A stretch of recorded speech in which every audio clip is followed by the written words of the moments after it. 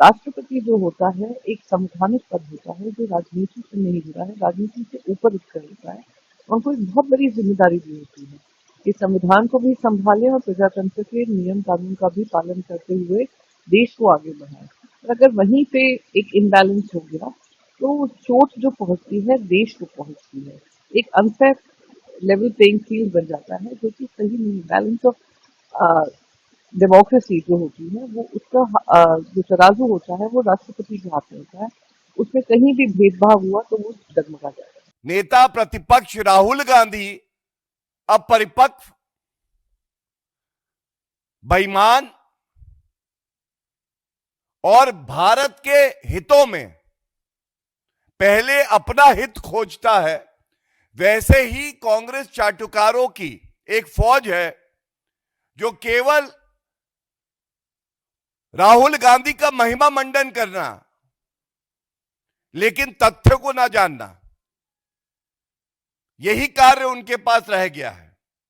इसलिए यह आवश्यक हो जाता है कि कुछ तथ्यों पे भी बात हो जाए और इसके बाद कांग्रेस पार्टी अगर सक्षम हो तो इन तथ्यों पे भी उत्तर दे दे।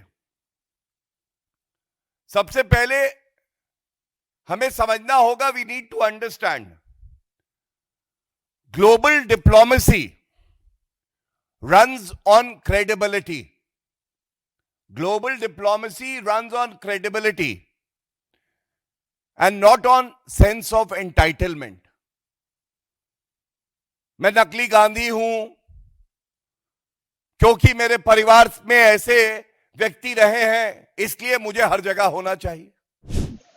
कल राष्ट्रपति जी के यहाँ पे जो स्टेट डिनर हुआ तो वहां पर विपक्ष के जो लीडर्स ऑफ ऑपोजिशन होते हैं उनको न्योता नहीं किया गया। राष्ट्रपति पुतिन की स्टेट डिनर में उनको न्योता नहीं दिया गया और ये दिखाता है, मैं बार बार कहती हूँ, राष्ट्रपति का जो पोजीशन है वो कोई राजनीतिक पक्ष से जुड़ी नहीं है, बाई पार्टीसन है और उनको हर तरफ का ध्यान देना है, विपक्ष का भी सत्ता पक्ष का भी। और आज तक कभी हुआ नहीं है। और दुनिया भर में भी अगर आप जाते हैं स्टेट डिनर होस्ट करते हैं तो वहाँ के जो कॉन्स्टिट्यूशनल अथॉरिटी होती है, जो बाई पार्टीसन अथॉरिटी होती है, वो सब पक्षों को उसमें शामिल करती हैं। तो एक ऐसा ट्रेंड ना शुरू करें जो आने वाले समय में और जो प्रजातंत्र के जो नियम कानून को प्रदूषित हो रहे हैं वो और प्रदूषण में झोंका जाए। अपनी गरिमा, अपनी जिम्मेदारी और संविधान की तरफ आपकी जो ओथ है उसका पालन किया जाए। तो इट लुक वेरी पेटी कि आपने सिर्फ सरकार ने जो जो लोगों को बोला कि इनवाइट करिए, आप उन्हीं को इनवाइट करिए। तो संविधान और प्रजातंत्र की अगर मांग है कि सत्ता पक्ष हो तो विपक्ष भी इक्वल रिप्रेजेंटेशन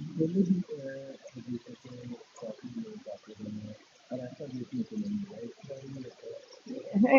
काफी समय से ऐसा चल रहा था जहाँ पे एलओपी को मिलने का मौका नहीं दिया जाता है। तो मैं उम्मीद करती हूँ कि सरकार इसको संज्ञान लेगी। पर मेरी अपेक्षा देश के राष्ट्रपति से है। राष्ट्रपति जो होता है एक संवैधानिक पद होता है जो राजनीति से नहीं जुड़ा है, राजनीति से ऊपर उठकर होता है। उनको एक बहुत बड़ी जिम्मेदारी दी होती है कि संविधान को भी संभाले और प्रजातंत्र के नियम कानून का भी पालन करते हुए देश को आगे बढ़ाए। और अगर वहीं पे एक इम्बैलेंस हो गया तो चोट जो पहुंचती है देश को पहुंचती है। एक अनफेयर लेवल प्लेइंग फील्ड बन जाता है जो कि सही नहीं। बैलेंस ऑफ डेमोक्रेसी जो होती है वो उसका जो तराजू होता है वो राष्ट्रपति के हाथ में होता है। उसमें कहीं भी भेदभाव हुआ तो वो डगमगा जाएगा।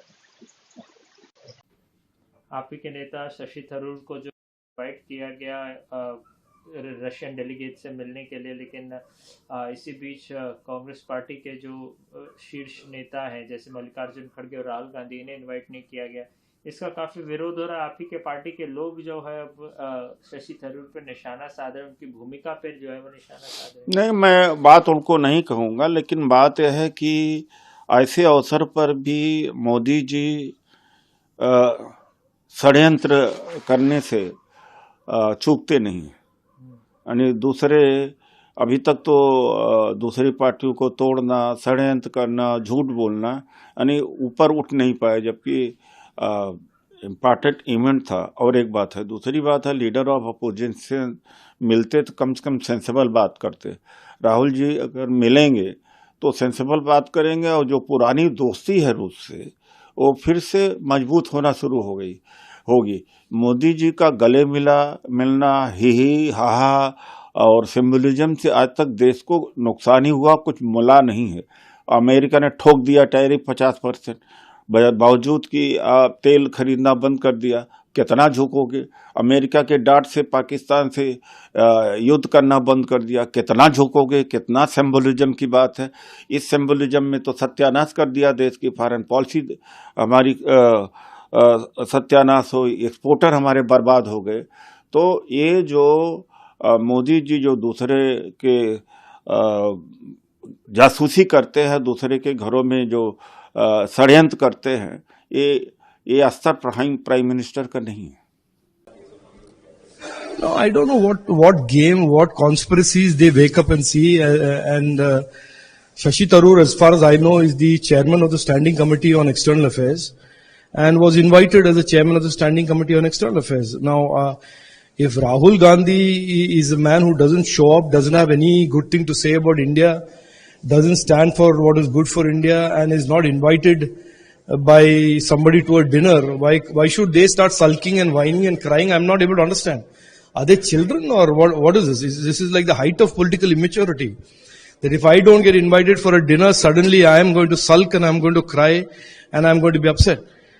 The government of India and the Rashtrapati Bhavan has a protocol. They invite people who have to be invited for a state dinner, and they invited the chairman of the Parliamentary Standing Committee on External Affairs. Now, if Rahul Gandhi wants to become a standing committee chairman of the External Affairs to be invited for dinner, then he should call Shashi Tharoor and say, you resign and I will become the chairman, because I am very interested in going for dinners in the Rashtrapati Bhavan.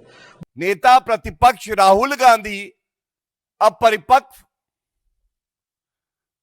बेईमान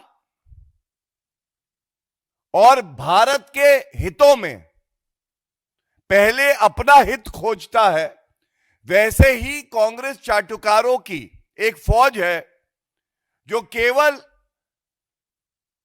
राहुल गांधी का महिमा मंडन करना, लेकिन तथ्य को ना जानना, यही कार्य उनके पास रह गया है।